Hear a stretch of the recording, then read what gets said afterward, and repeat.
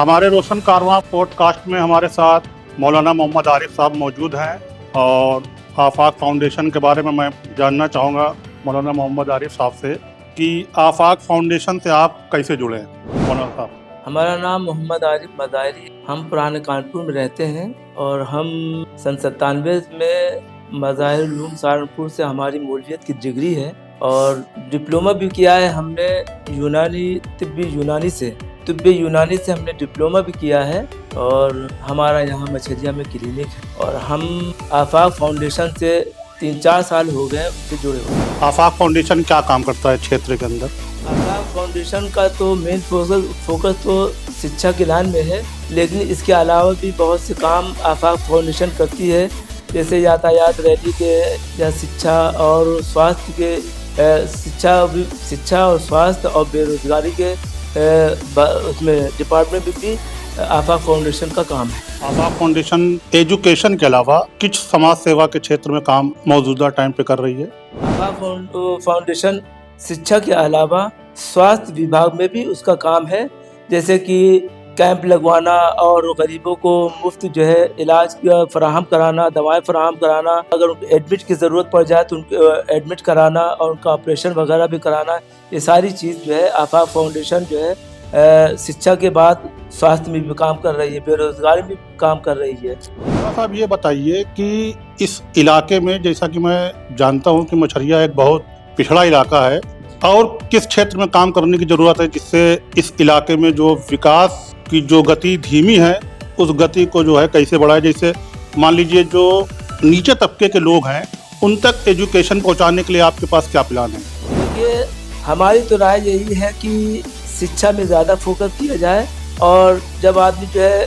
पढ़ा लिखा होगा तो फिर किसी भी फील्ड में जा सकता है, वो इंजीनियर भी बन सकता है, डॉक्टर भी बन सकता है और वो सभी जो है विभागों में जा सकता है। शिक्षा में फोकस करना चाहिए। हाँ, अलबत्ता ये बात ज़रूर है कि गरीब बच्चे जो है कैसे पढ़ें, उसके लिए हमारे यहाँ एक आफाक फाउंडेशन में ये है कि जो इसके मेंबर जो सक्षम हैं, माली तौर पर जो सक्षम हैं, तो वो 1-2 बच्चों को अडॉप्ट कर लेते हैं और फिर उनका जो अखराजात होते हैं, जैसे कि बैग है, बस्ता है, स्कूल की फ़ीस है, ड्रेस है, वगैरह वगैरह, इन सब की जो ज़रूरत पड़ती है तो फिर वो जिसने अडॉप्ट किया है वो उनकी ज़रूरत को पूरा करता है। इस तरीके से जो है जो बेरोज़गार और जो कमज़ोर है, जो निचले तबके के लोग हैं, वो भी जो है शिक्षा की लाइन में आ सकते हैं। एक चीज़ हमने यहाँ इस इलाके में देखी है कि यहाँ पे जो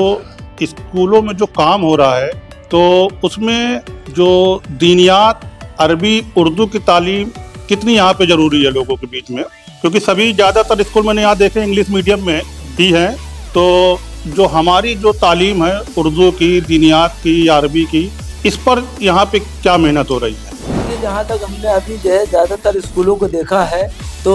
वहाँ दीनियात पर नाम मात्र की है, बल्कि वो ये एक कमाई का ज़रिया बनाते हैं दीनियात को कि हाँ हमारे यहाँ दीनियात भी है ताकि लोग मुस्लिम बच्चे आ जाएं, लेकिन दीनियात उनके यहाँ है नहीं, पर नाम मात्र की जो है पढ़ाते हैं। लेकिन हमने यहाँ आफाक फाउंडेशन के ज़ेर एहतमाम जो स्कूल चल रहा है यूनिक स्कूल, हमने उसमें जो है मॉडर्न तालीम के साथ साथ जो है दीनियात का भी हमने बहुत ज़बरदस्त शोबा देखा है और हमारा बल्कि जाना भी हुआ वहाँ पे एज ए पैनल जज के एतबार से और दीनियात के कंपटीशन में, तो हमने बच्चों की जो टैलेंट है उसको देखा हमने, तो हमें हैरत ज़्यादा हो गया और हमारा दिल जो है बाग हो गया। तो आफाक फाउंडेशन के तहत जो यूनिक मॉडल स्कूल चल रहा है वो बहुत ही ज़बरदस्त है और ऐसे स्कूल की जो है पूरे शहर में बल्कि पूरे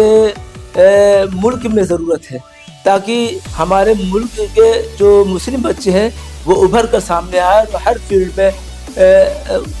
कदम रखे, डॉक्टर की जो है फील्ड में जाएं और लॉ के फील्ड में जाएं, हर विभाग में जाएं, ताकि इस मुल्क में मुस्लिम समाज का और मुसलमानों का जो है नाम ऊंचा करें। आपको इस इलाके में जो सबसे नीचा तबका है, ज़्यादातर माइनॉरिटी से ही आता है, क्या आपको रिस्पांस मिल रहा है माइनॉरिटी से? जो नीचे का तबका है वो कितना अपने आप को डेवलप करना चाहता है? अभी जो है हमने कुछ लोगों से पूछा भी, सर्वे भी किया, तो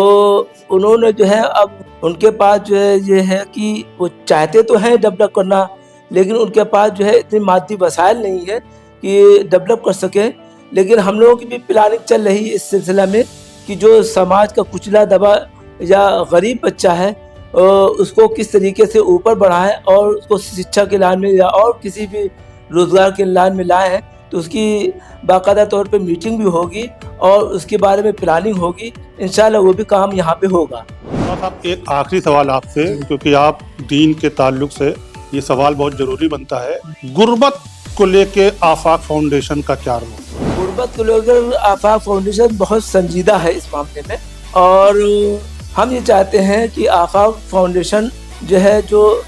ज़कात का जो निज़ाम है, जो अल्लाह ताला ने ज़कात को गरीबी दूर करने के लिए ही बनाया है, ज़कात का निज़ाम, वो एक फ़ंड जो है जमा होना चाहिए, और ताकि उसके ज़रिए से यहाँ के लोगों की गुर्बत भी दूर हो और शिक्षा की जो कमी है वो भी पूरी हो, और इलाज में जो कमी है, बेचारे जो है इलाज के बगैर मर जा रहे हैं या उनका इलाज नहीं हो पा रहा है, इसकी भी पूर्ति इस फाउंडेशन से हो, इस फंड से हो, ज़कात फंड से हो। और हम ये चाहते हैं कि बाकायदा तौर पर इसका निज़ाम कायम होना चाहिए, और हम ये मशवरा भी देंगे आफाक फाउंडेशन को। कभी भी मीटिंग अगर होगी तो उसमें हम ये बात कहेंगे उनसे कि इसका निज़ाम जो है कायम किया जाए, और लोगों से भी हम ये कहेंगे कि ज़कात का जो निज़ाम है, जो गुर्बत के लिए, गुर्बत को ख़त्म करने के लिए है, वो उसको संजीदा से ले, और जहाँ ऐसा मुनज़्ज़म और इखलास के साथ कहीं काम हो रहा हो ज़कात के पैसों से, तो वहाँ पे उसको जमा करें और अपनी ज़कात इमदाद वहाँ अतिया दें, ताकि इसके ज़रिए से लोगों के हालात सुधरे और शिक्षा भी पाए और रोज़गार भी पाए और दवा इलाज भी हो। दोस्तों, ये हमारे मौलाना आरिफ साहब थे जो आफाक फाउंडेशन में बहुत मेहनत से काम कर रहे हैं। खासकर इस मछरिया इलाके के अंदर इन्होंने अच्छा काम किया है, और आगे भी आपने सुना मौलाना आरिफ साहब को कि आगे भी शिक्षा और गुर्बत को लेके आफाक फाउंडेशन काम करता रहेगा। इसी के साथ ये पॉडकास्ट यहीं पे समाप्त होता है।